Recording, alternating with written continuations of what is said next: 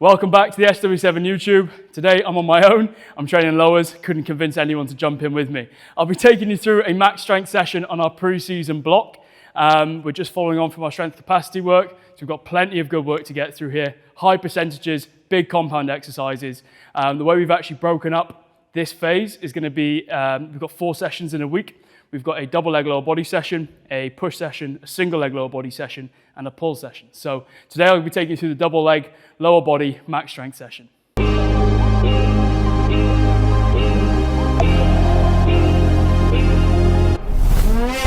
Okay, exercise number 1, or superset number 1, should I say. We've got a contrast superset. We're going to be pairing a heavy loaded power exercise, which we've got power cleans today, with a light loaded ballistic exercise. We've got drop jumps to box.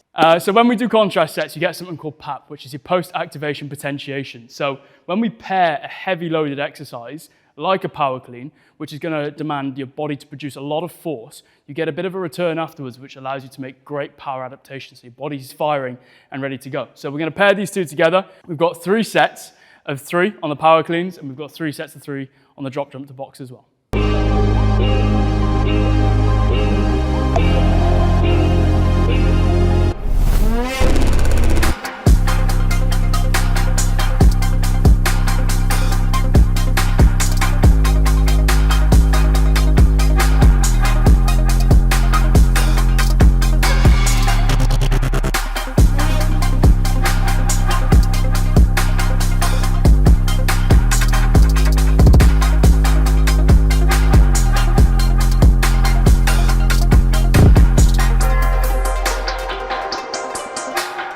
Something that I love coaching around any type of box jump, drop jump, if possible.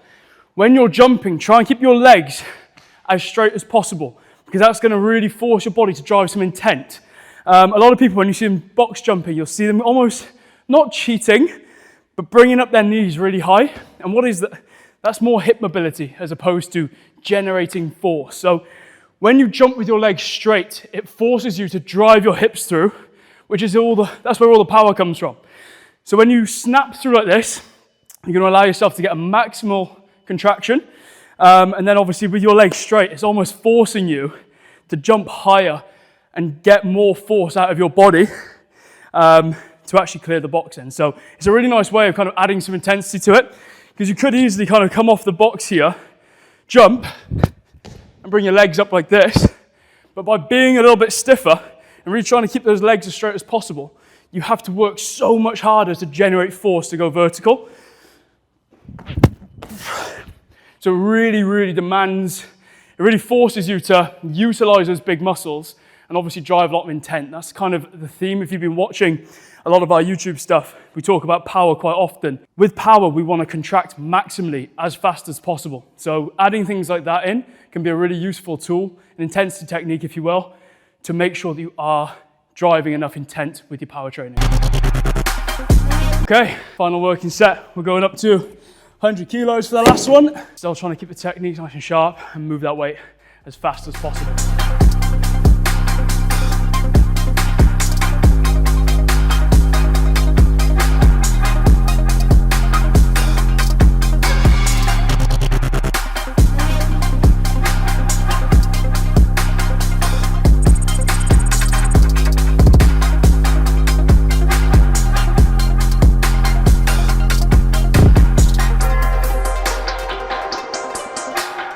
Set 2, we're heading into some back squats. Loving the cluster work at the moment. So all the way from our strength capacity block into our max strength block, we're running clusters for the full 8 weeks. So really good to build some more volume at these heavier loads.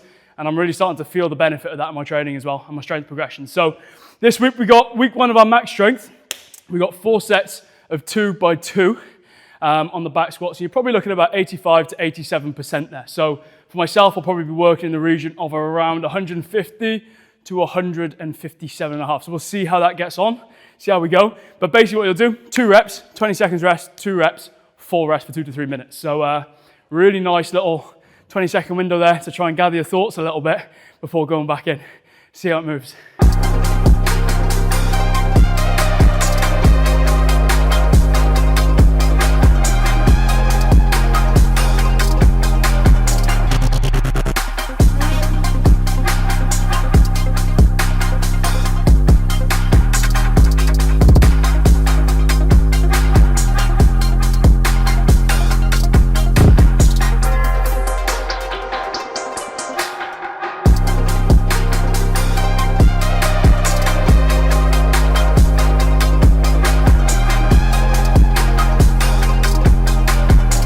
cleans done, jumps done, back squat clusters done. Next up, we've got some RDLs. Week 1 of the max strength block, we've got 3 sets of 5. And then as these weeks kick on now, up to week 4, we're going to bring this to a heavy triple. So it's really important to still get some good heavy loads for your posterior chain. That's going to be great for developing your glute strength, hamstring strength, and also improving lower back strength as well. So yeah, let's load this up and get into it.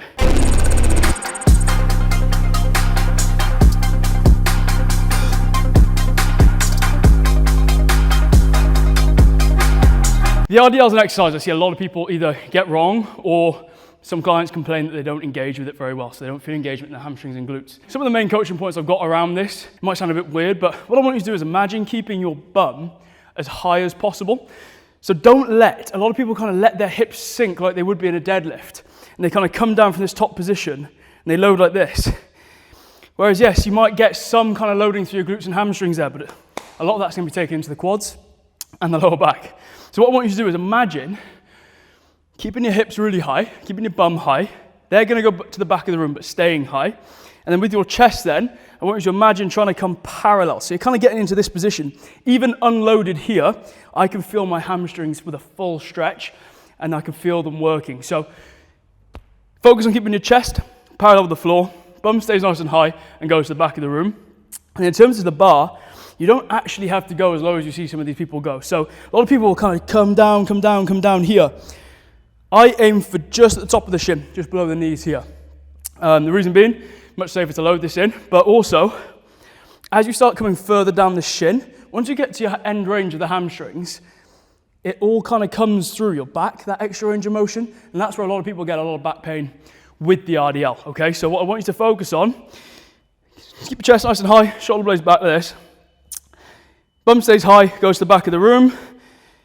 You're hinging down. That's a full stretch on my hamstrings. I can't really go much further there, and I'm already there just below knee. If I went any further, that range of motion would be coming through my back. So just keep those in mind when doing your RDLs. What you'll find is if you're not going too low as well, you'll be able to get a little bit more load out, and I want load on this exercise. I want load going through your posterior chain. So give that a go if you're unsure of your RDL form. But hopefully I'll show you with some load now.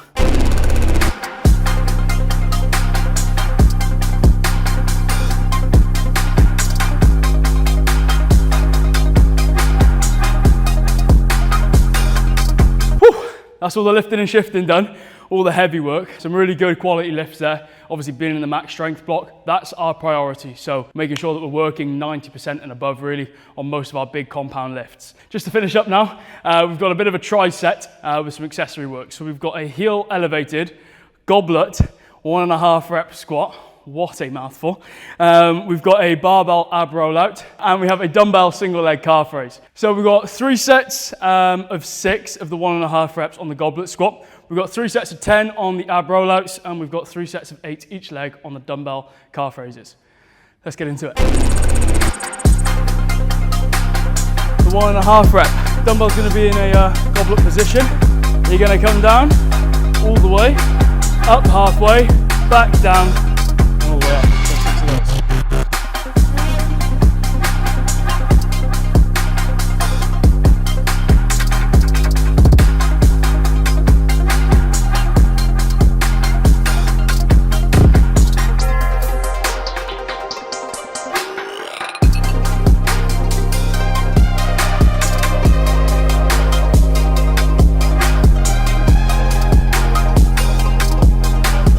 So, goblet half reps, bring the dumbbell up to your goblet position.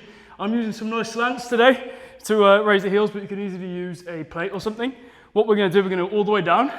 So coming down, staying as upright as possible, up halfway, back down, and up to the top.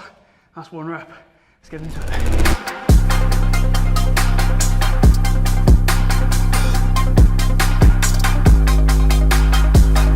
All right, ab rollouts, straight into them.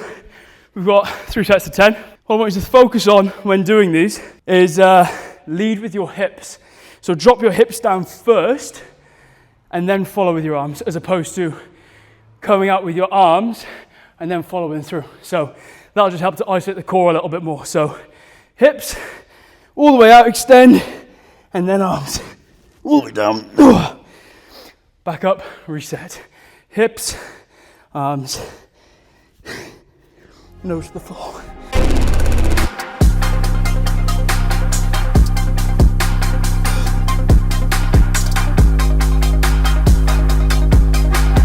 If you can't do this freestanding like this at the moment, just on your knees, then don't change it too much. But what I want you to do is instead bring the barbell into the rack, attach a band to the top of the rack, and just loop it under your chest. That will then give you some assistance on the way back in and help you with getting back up. So that's a really nice kind of regression to really help build up your core strength.